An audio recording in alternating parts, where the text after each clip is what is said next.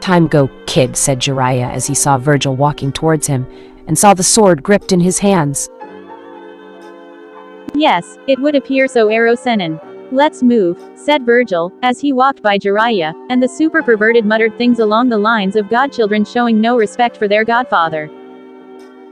Minato gave me more respect than this kid, thought Jiraiya, as they walked towards the city that Jiraiya's contacts in his spy network told him to find his fellow teammate of a Sannin that didn't wish him dead. Castrated perhaps, but not dead. Anything I should know about Tsunade, the slug princess, aside from the ever-rumored super strength and short temper for all perverted males in the world, said Vergil, as he was going to know his prey before capturing her to bring back to Konoha, and let the old man retire to play with his grandchildren.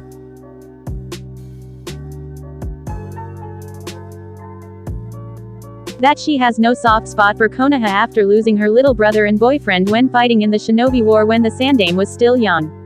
Then there is also the fact she is, well, promise you won't hurt me, said Jiraiya, as he saw Vergil stop and look at him with serious eyes. I'll hurt you if you don't tell me so. I suggest you speak what it is you're hesitant to say, said Vergil, as he looked at the now sweating Jiraiya and saw the man bracing himself for the attack that was to come. Tsunade is also you, godmother. Your mom assigned her to the task, but Tsunade never showed up the day the QB attacked, and could have saved your mom from dying in childbirth, said Jiraiya, as he saw Vergil's eyes widen and grip his sheathed blade in his left hand tighter. We may have to fail the mission, Jiraiya, as I may have to kill Tsunade, and only bring her back to Konoha? In pieces, said Vergil, as he saw Jiraiya grimace at those words, and wondered if he should interfere should that happen. I was afraid he would say that, but at least Vergil didn't hurt me, and knee me in the ball before sending my body 20 feet in the air because of it, thought Jiraiya, as he shivered at that memory, and hoped Vergil never told Tsunade about that. If he did, she would do it to him, and then Jiraiya was pretty sure he would forever be pissing blood. Tanzuka City 5 days later. So she's here, huh? Said Vergil, as he surveyed the place before him, and felt something was wrong. Yeep. Tsunade Heim will either be gambling, drinking, or running from the creditors she owes from gambling, said Jiraiya, as he saw the damage to where the large castle was supposed to be, and had a sneaking suspicion that something happened here that did not involve Tsunade's temper. I smell the scent of snakes in the area. Orochimaru has been here recently, said Vergil, as he snarled at the name, and vowed to finish the Sannin with great satisfaction behind it too.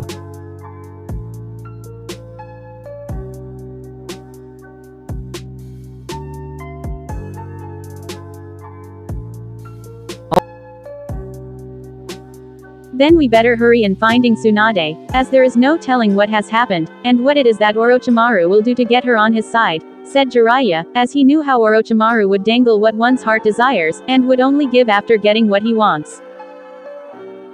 Only what he wants contradicts what the other person wants, and thereby nullifies the deal only after it was completed halfway. Orochimaru's half, that is. They made their way to the local bar that fit Tsunade the best in terms of drinking herself into unconsciousness, and found her there with another woman named Shizune holding a pig that, according to Jiraiya, was named Ton. Sat right in her lap. At first, the blonde-haired woman didn't seem to notice them, but that changed when Jiraiya came closer and called out Tsunade's name to make her take another look at them. Hearing her mutter a curse under her breath, Vergil sneered at Tsunade, and wondered if this was really the woman that the Sandaime had spoke so highly of from before he left. Tsunade Heim, how good to see you again after so many years, said Jiraiya, as he sat down across from her in the booth the two women plus pig were sitting in, and Vergil soon sitting next to the super pervert with Yamato in his lap. Jiraiya, you old pervert, I can't believe you found me, and have the guts to come in here like we're dear old friends, said Tsunade, growling at Jiraiya, who had his hands up in defense and plea for her to not hit him, and saw Shizune looking at Vergil with calculating eyes that held no warmth in them at the moment. What? I can't come see an old teammate of mine after so many years of being away from the leaf, said Jiraiya, as he smiled at her, and saw her scowling at him, and then over at Vergil. Use the Gaki? I didn't know you took on another apprentice after what happened with your last big failure of a prodigy. Did you decide to go with someone stupid this time so they can't be stronger than you? Said Sinead, as she remembered how the fourth was the prized genin among Jiraiya's team, and had surpassed all the previous fire shadows in being the Hokage. You shouldn't insult the Yondaime, considering he did sacrifice his life for the village that your grandfather founded with your granduncle, said Jiraiya, as he saw Vergil silently grip his sheathed blade underneath the table, and the right hand pulsing silently with demonic energy. Sacrifice, ha, big deal. All those I love and hold dear are dead, because they sacrificed their lives for the village. I care nothing for those that live inside its walls, said Sinead, as she saw Vergil narrow his cold blue eyes at her, and she had to resist the chill that had suddenly wanted to crawl up her spine. So you care no one in the leaf, is that what you just said? Not even your sensei? Not even, perhaps, your own godson, said Vergil, as he saw her flinch at that, and look away from him like she had been slapped. He doesn't matter anymore. Probably like those arrogant fools in the village who thinks he's superior and can't be harmed because he's a leaf shinobi, said Sinead, as she sensed his rage growing, and wondered if this young shinobi knew her godson. You judge him, yet you don't know him, said Vergil, as he looked at Jiraiya to tell him to shut up since he was about to speak, and jabbed the Sannin in the ribs with his sword to enforce the silence. What do you care? You're this one's apprentice, so my godson should be nothing more than a fly in the air to you, just going to be swatted away like all flies are, said Sinead, as she saw him look at her with murderous rage in his blue eyes. And within seconds, the table that separated her from the two in front was thrown aside like it was the fly that was being swatted.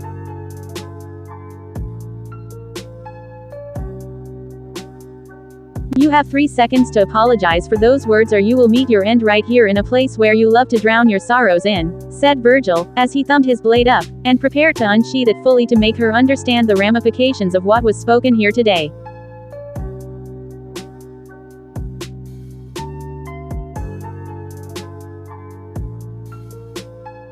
Your student should know better than to tangle with me, Jiraiya. Even if he has some skill, I could take him out right here without hesitation, said Tsunade, as she Jiraiya looking at her nervously, and decided to break the silence Vergil instilled upon him. Yeah, well, the thing is, Sinead Haim, the man before you that wishes to end your life is kind of your godson, said Jiraiya, as he saw Tsunade look at him in surprise along with Shizune, and then back at Vergil, seeing the bloodlust in his body. What? Said Sinead before the realization kicked in about what she had said about him, and that she didn't care anymore what happened to him. Surprised? I bet that genjutsu that covers up your real appearance that you are. Do you still think less of me like I was nothing more than a fly in the air? Said Vergil, as his chakra flared, and Sinead felt the power he was unleashing in front of her. Sinead-sama, maybe you should apologize to your godson for what you said before he decides to get violent and attack us both, said Shizune, as she saw eyes that held no warmth and felt Tan squealing out in fear of him.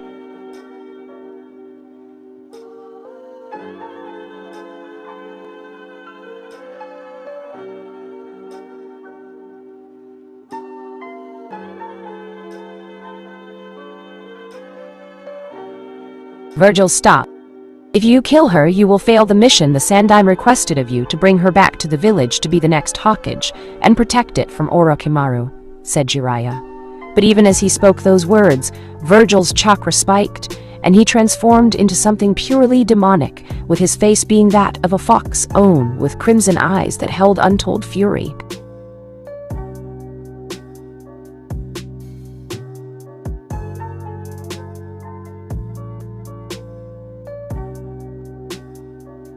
Vergil, stop.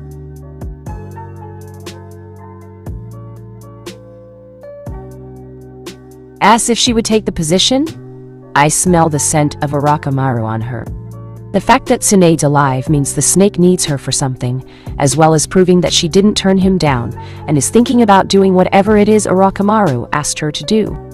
This drunken shell of a former leaf shinobi is not worthy of being Hokage, just as she is unworthy of being the granddaughter of the Shadaime.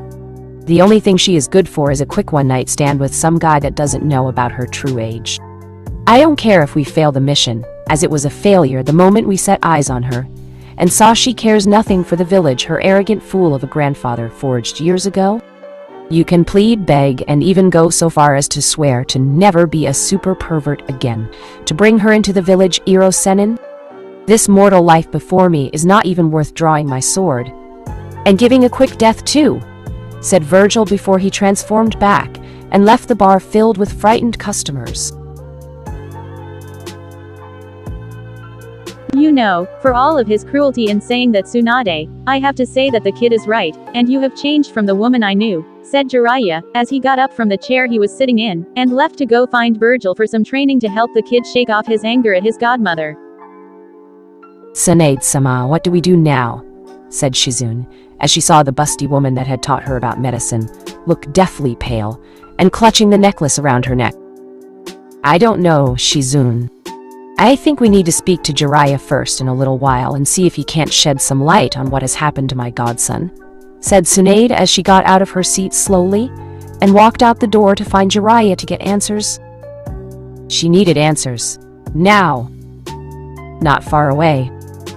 Come on, Itachi. Why are you waiting so long? We should have attacked earlier when they stopped in that hotel, said Kisame, as he saw Tsunade leave the bar with Shizune, right behind her in tow, and Itachi looking at them with calculating eyes. Because Kisame, the boy, is not as weak like we originally thought, and the power he summoned mere moments ago proves he could destroy us. Given his current enraged state, it would be unwise and suicidal to confront him even for a moment. Let's not forget that all three of the Sannin are in this area with their respected apprentices and could ruin everything, said Itachi as he had heard the rumors and news about the Kyuubi boy reaching some kind of demonic ascension, using the fox's power, thus making the boy beyond normal means to capture him. We should report back to Pain, said Kisame as he found himself lost in what to do, and only Itachi seemed to know. Yes. We cannot not win such a fight with all three sides here, even if we caught them all by surprise, said Itachi, as he along with Kisame left before they could be detected, and headed back to see Pain to await further orders. With Jiraiya and Vergil sometime later. Keep it up. You're doing great, said Jiraiya as he saw Vergil using his right hand to summon the Rasengan with the 3 steps the Toad Sage had given him to perform the jutsu, and had the first 2 steps down already. During their travels to find Tsunade the past couple of days, Vergil had Jiraiya teach him the Rasengan, and had found it to be quite the offensive weapon his father had made it out to be. Vergil spent 2.5 days on each step before Jiraiya told him that the next one required using the previous 2 to make it complete. It was easier said than done, as the combining of the 2 steps was always about having the control needed to keep the Rasengan stable in order to wield it, and that was becoming a problem with his demonic powers making the orb unstable, because the demonic chakra was more powerful than human. How is he coming along with the damn jutsu? Said Tsunade, as she saw Vergil holding out his right hand revealing his Devil Bringer, while trying to keep the Rasengan in his hand under control. And finding it was still difficult to master.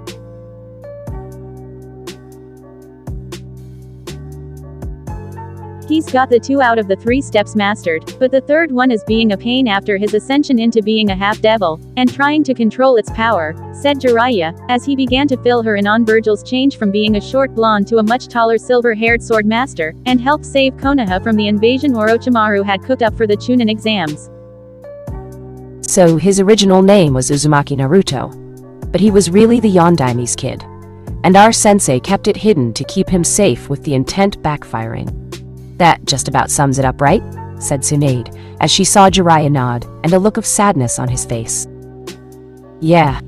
They basically treated him like he was the Kyuubi, and did everything within their power to stunt his growth in being a shinobi, with the exception being a teacher named Iruka. After my little, summoning exercise failed, Vergil had a talk with Kyuubi, and became this, though I also understand it happened, thanks to the boy's ancestry.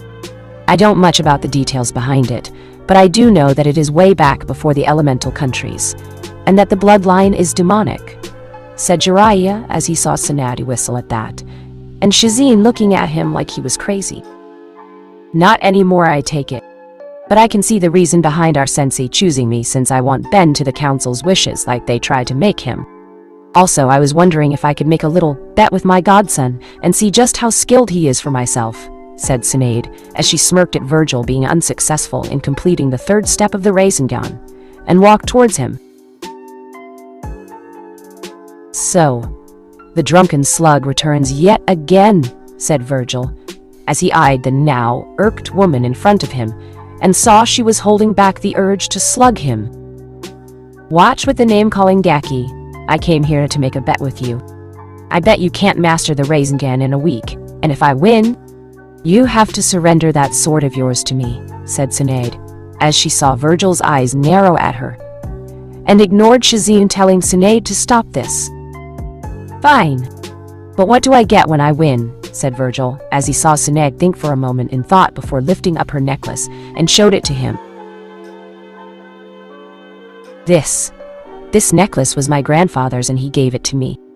It has cursed everyone I love by killing them shortly after I give it to them to wear. Do you think you can handle the challenge?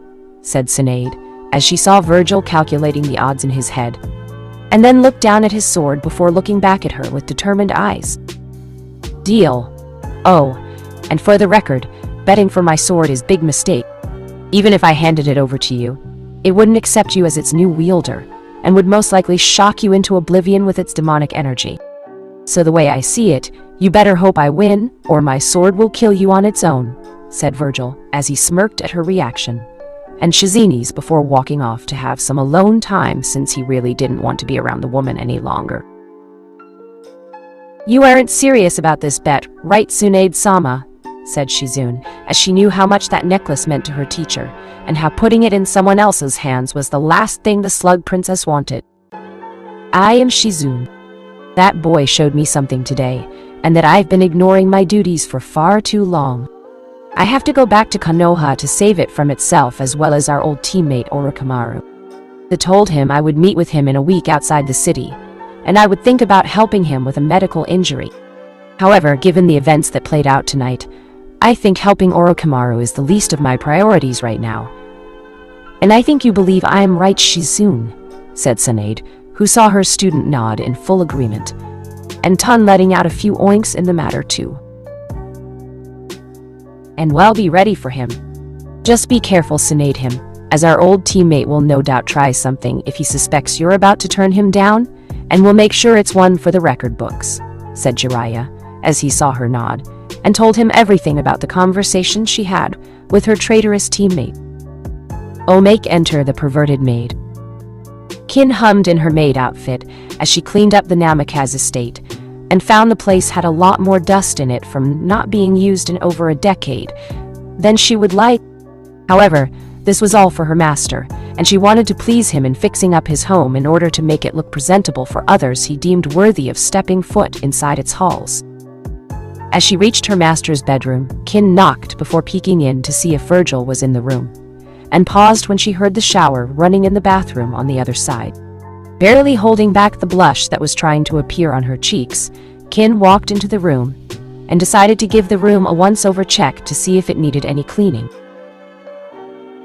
While she did this, Kin had to hold off the images of her master finding her bent over when he got out of the shower, and taking her against the wall of his room. She shivered at the thought before working faster in her inspection, and found herself not hearing the shower stopping in the bathroom. Before Kin could process that realization, she heard the door opening to reveal Vergil wearing only a towel around his waist, and had a second one on his head that he was using to dry his hair. Oh, Kami, look at that body. He's all dripping wet, has all those gleaming muscles that tell you how much he trains, and the towel around his waist hiding his other sword from me, thought Kin, as she began to breath heavily when she saw him walking over to him, and raised an eyebrow at her crimson face, while she seemed to be struggling not to look down where his towel was. Something wrong, Kin-chan. You seem hot and bothered right now, said Vergil, as he put a smooth hand on her face, and was making the girl feel turned on right now. Nothing is wrong, Vergil-sama. I'm just surprised to see you in your current lack of attire, and in front of the opposite gender. Under normal circumstances, it would be considered a perverted act, and I would hurt you for it, said Kin, as she involuntarily licked her lips, and then her eyes widened when she realized what she did. Really? Because from where I am, it is you, Kin-chan, who is being the pervert here, and entering my room without my permission. Under current circumstance, I would have to punish you for your crimes in a way I see fit, but I am willing to hear any suggestions you may have on the matter, and will listen to only the best ones that involve me being quite physical with you," said Vergil, as he knew what she wanted, and smirked at her face looking like it was ready to explode. "Really? I mean, I couldn't do that, Vergil-sama, as I am your humble submissive slave, and could not make a suggestion on such a thing since I am the one that is to be punished for my transgressions," said Kin, as she now moaned at the touch of his hand, moving down to her maid suit being undone, and found her black bra-covered breasts now being exposed by him. "I see. Then, as your master, I wish for your clothes to come off, and then remove what I have on me so I can give you exactly what you deserve," said Vergil, as he kissed her on the lips, then the chin before attacking the jawline, and heard her whimper with me. Kin had her hands on his wet muscled body before snaking them down to the damn towel that stood between her and the prize she wanted. By this point, Vergil had removed her bra, and began playing with her breasts with one hand while the other had removed the bottom of her maid outfit, leaving her in only gray panties.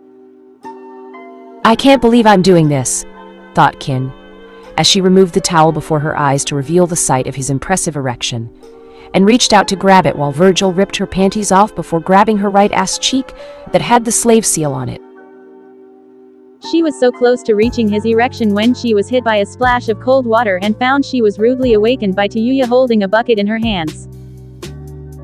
"Wake the hell up! I heard you moaning out for the silver-haired asshole all morning, and I'm this close to killing myself after hearing it all," said Tayu, as she had been in the room next to Kin and could hear her moaning out for Vergil to give it to her. "Damn it.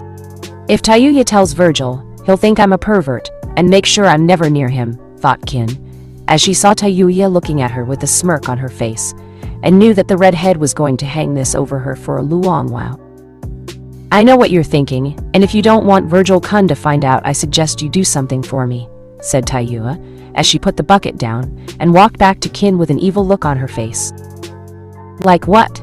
said Kin, as she saw her friend remove her shirt and tight black shorts she wore at night before getting on Kin's bed. "Like making me moan out in pleasure instead," said Tayuya, as she pounced on her dear friend from sound and began kissing her heavily while feeling Kin up her shirt. "You're a lesbian," said Kin, as she arched her back when Tayuya placed a hand down south, and now playing with both ends. "Lesbian. As if I was a full-fledged carpet licker. I'm bisexual, and that means if you are going to get your ass tapped by Vergil down the road, then I want in." "Got it," said Tayuya, as she made a move on one of Kin's untouched breast, and made Kin arch her back again. "Got it, Tayuya-sama," said Kin, as she submitted to Tayuya's touch, and let the red head have her way. "End, oh mate. Yay, I updated. I hope you like it."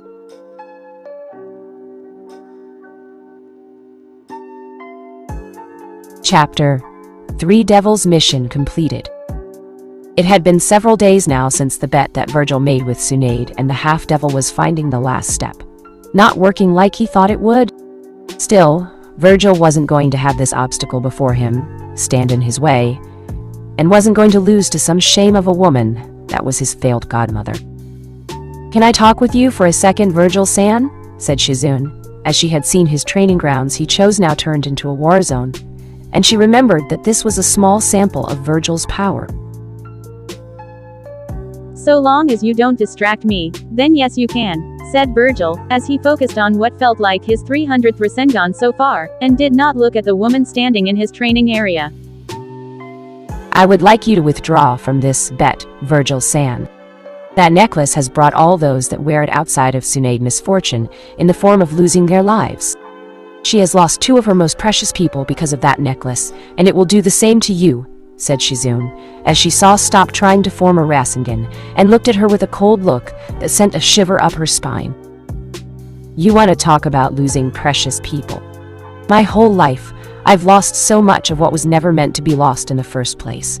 And all because of my own father did the one thing that made him a true hero beyond all past events. Do you know how the people reward his son?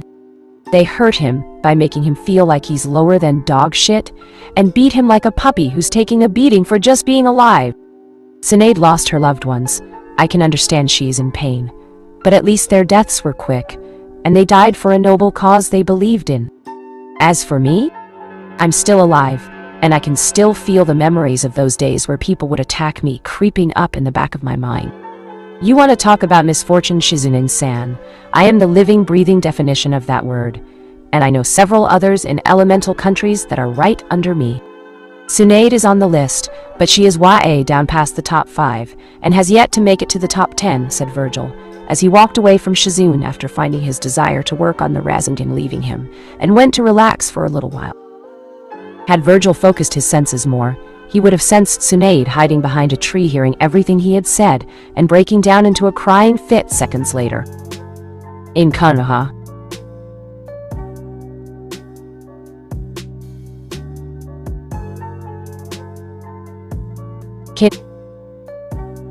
Tsuji-kin hummed a happy tune, as she was in civilian clothes today, having gotten her master's permission before he left, and wondered if she should visit Vergil's friends.